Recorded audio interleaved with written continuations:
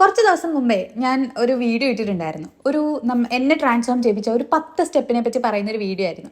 അത് കണ്ടിട്ടില്ലാത്തവരാണെങ്കിൽ അതൊന്ന് കണ്ടു നോക്കണം. അതിൻ്റെ ഒരു 5 സ്റ്റെപ്പാണ് അന്ന് പറഞ്ഞിട്ടുണ്ടായിരുന്നത്. ഇപ്പോൾ ഞാൻ അതിൻ്റെ ബാക്കിയായിട്ടുള്ള ഒരു 5 സ്റ്റെപ്പാണ് പറയാൻ പോകുന്നത്. 6th സ്റ്റെപ്പ് എന്ന് പറയുന്നത് ഒരു നല്ല സ്കിൻ കെയർ റുട്ടീൻ ഉണ്ടായിരിക്കുക എന്നുള്ളതാണ്. ഇതുവരെ ഒരു സ്കിൻ കെയർ റുട്ടീനും സ്റ്റാർട്ട് ചെയ്യാത്തവരാണ് നിങ്ങളെങ്കിൽ ഒരു നല്ല സ്കിൻ കെയർ റുട്ടീൻ സ്റ്റാർട്ട് ചെയ്ത് നോക്കുക. അതായത് നല്ലതെന്ന് ഉദ്ദേശിച്ചത് ബേസിക് CTM എന്ന് പറഞ്ഞിട്ടൊരു റുട്ടീൻ ഉണ്ട്. അതായത് ക്ലെൻസിങ്, ടോണിങ്, മോയ്സ്ചറൈസിങ്. അതിൻ്റെ കൂട്ടത്തിൽ ഞാൻ ഒരു സ്റ്റെപ്പും കൂടെ ഒന്നും കൂടി ആഡ് ചെയ്യുന്നത് സൺസ്ക്രീൻ ആയിരിക്കും. മെയിൽസിനും ഫീമെയിൽസിനും ഒക്കെ ഒരുപോലെ ചെയ്യാം കേട്ടോ. എല്ലാവർക്കും ഒരുപോലെ എഫക്റ്റീവ് ആവുന്ന സ്കിൻ കെയർ റുട്ടീനാണ്.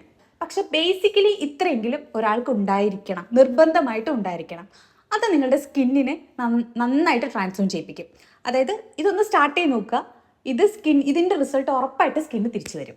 7th സ്റ്റെപ്പ് എന്ന് പറയുന്നത് നമ്മുടെ ബെസ്റ്റ് ഫീച്ചർ ഏതാണെന്ന് ഐഡൻറ്റിഫൈ ചെയ്തിട്ട് അതിനെ എൻഹാൻസ് ചെയ്യുക എന്നുള്ളതാണ്. അതായത് കണ്ണാണെങ്കിൽ കണ്ണൊന്ന് എഴുതി കൊടുക്കുക, ചുണ്ടാണ് നമ്മുടെ ബെസ്റ്റ് ഫീച്ചർ എങ്കിൽ ചുണ്ടൊന്ന് ലിപ്സ്റ്റിക് ഇട്ട് കൊടുക്കുക, അല്ലെങ്കിൽ ഡ്രസ്സ് ബോഡി ഷേപ്പ് ആണെങ്കിൽ അതിനനുസരിച്ചിട്ട് ആ ഷേപ്പിനനുസരിച്ചിട്ട് ആ ഷേപ്പിൻ്റെ കേർവ് ഒക്കെ കാണുന്ന രീതിയിൽ ഒന്ന് ഡ്രസ്സ് ചെയ്യുക.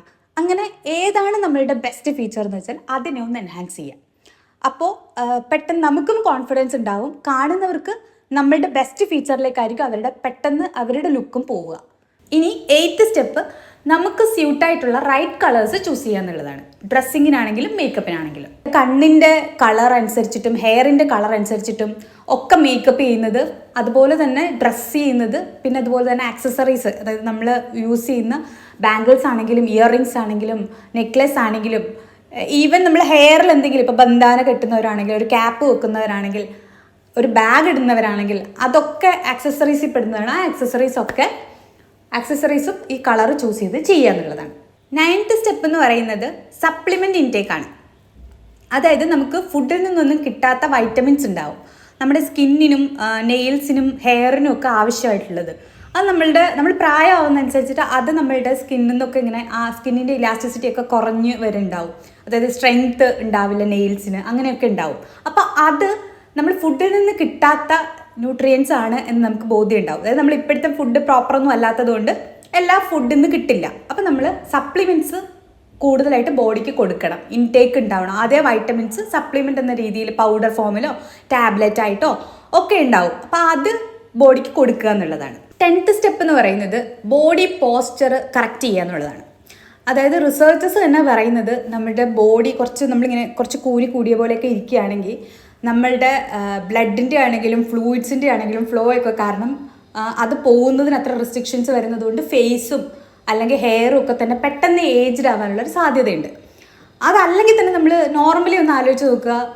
നമ്മൾ എവിടെയെങ്കിലും പോകുമ്പോൾ ഒരാൾ നല്ല വെൽ ഡ്രസ്ഡ് ആയിട്ടൊക്കെ കാണുന്നു, മേക്കപ്പ് ചെയ്തിട്ടൊക്കെ ഉണ്ട്, പക്ഷേ അവരുടെ പോസ്ചർ ശരിയല്ല. ഇങ്ങനെയായിരിക്കും ചിലപ്പോൾ ഇരിക്കുന്നുണ്ടാവുക, അല്ലെങ്കിൽ നടക്കുന്നത് ഇങ്ങനെയായിരിക്കും, അല്ലെങ്കിൽ അങ്ങനെ എന്തെങ്കിലും ആ പോസ്ചർ കറക്റ്റ് അല്ലെങ്കിൽ നമുക്ക് അവരെ കാണുമ്പോൾ പെട്ടെന്ന് അവരൊരു പേഴ്സണാലിറ്റി കൊള്ളാം വാവ് എന്ന് പറഞ്ഞൊരു ഫാക്ടർ നമുക്ക് അതിനകത്ത് ഫീൽ ചെയ്യത്തില്ല.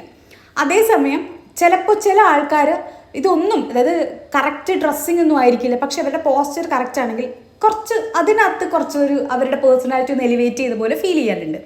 ഇനി ബോണസ് സ്റ്റെപ്പായിട്ട് എനിക്ക് പറയാനുള്ളൊരു കാര്യം വിയർ കോൺഫിഡൻസ് എന്നുള്ളതാണ്. അതായത് നമ്മൾ ഏത് ലുക്കിലിരുന്നോട്ടെ, ഏത് ഡ്രസ്സ് ഇട്ടേക്കുന്നതായിക്കോട്ടെ, ഏത് മേക്കപ്പ് ചെയ്തേക്കുന്നതായിക്കോട്ടെ, കോൺഫിഡൻസ് നമ്മുടെ ഫേസിലും നമ്മളുടെ ബോഡിയിലും നമ്മൾ പറയുന്ന കാര്യങ്ങളിലും ഇല്ലെങ്കിൽ ആരും ആക്ച്വലി നമ്മൾ ചെയ്തേക്കുന്ന ബാക്കിയുള്ള കാര്യങ്ങളൊന്നും ശ്രദ്ധിക്കില്ല, അതിനെ ട്രസ്റ്റ് ചെയ്യില്ല. അപ്പോൾ കോൺഫിഡൻസ് ആണ് ആദ്യം വേണ്ടത്. അതായത് നമ്മൾ ഒരു ഡ്രസ്സ് ഇട്ടിട്ടുണ്ടെങ്കിൽ ആ ഡ്രസ്സ് ഞാൻ ഇട്ടതാണ്, എൻ്റെ ചോയ്സാണ് എന്ന് നമുക്ക് ആ ഒരു കോൺഫിഡൻസിൽ നമുക്ക് മറ്റുള്ളവരുടെ മുമ്പിൽ പ്രസൻറ്റ് ചെയ്യാൻ പറ്റുകയാണെങ്കിൽ അതാണ് ഏറ്റവും വലിയ കാര്യം. ഇത്രയൊക്കെയാണ് ആക്ച്വലി എൻ്റെ ലൈഫിനെ ട്രാൻസ്ഫോം ചെയ്യിപ്പിച്ച സ്റ്റെപ്സ്. അത് ആക്ച്വലി എനിക്ക് എല്ലാവരോടുമായിട്ട് ഷെയർ ചെയ്യണമെന്ന് തോന്നിയിട്ടുണ്ടായിരുന്നു. അതാണ് ഞാനിവിടെ ഷെയർ ചെയ്തത്. അപ്പോൾ ഇന്നത്തെ വീഡിയോ ഇത്രയേ ഉള്ളൂ. അടുത്ത വീഡിയോയിൽ നമുക്ക് വീണ്ടും കാണാം. അപ്പോൾ ടാറ്റ, ബൈ, ലവ് യു. ഇതുവരെ സബ്സ്ക്രൈബ് ചെയ്യാത്തവരാണെങ്കിൽ ഒന്ന് സബ്സ്ക്രൈബ് ചെയ്യണം.